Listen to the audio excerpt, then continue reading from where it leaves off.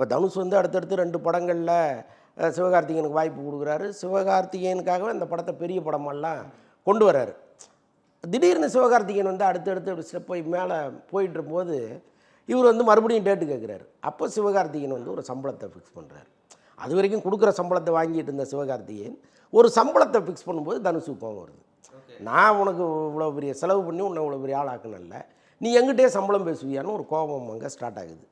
இல்லைப்பா, உனக்கு சம்பளம் கொடுக்குற அளவுக்கு என் கம்பெனி பெரிய கம்பெனி இல்லை, நீ வேற எங்கேயாவது போய் பாருன்னு டைரக்டாக சொல்லி அனுப்பிச்சிடுறாரு. ஸோ இங்கே ஆரம்பிக்கிற பிரச்சனை தான் அது. ஆனால் மேடைகளில் நீங்கள் பார்த்தீங்கன்னா தனுஷ் வந்து சிவகார்த்திகேயனை பெரிய எதிரி மாதிரிலாம் காமிச்சிக்க மாட்டார். சிவகார்த்திகேயன் தனுஷை பெரிய எதிரி மாதிரி காமிச்சிக்க மாட்டார். 2 பேரும் சேர்ந்து நிற்கிறதெல்லாம் நம்ம ஸ்டில்லாம் பார்த்துருக்கோம். இப்போ நம்ம முட்டாளாயிருவோம். இப்போ இதெல்லாம் நம்ம பேசுகிறோம் இல்லையா, டேய் அவங்க 2 பேரும் ஃப்ரெண்ட்லியாக தான் இருக்காங்க, நீங்கள் என்ன பேசிகிட்டு இருக்கீங்க, நம்மகிட்ட சண்டைக்கு வருவாங்க.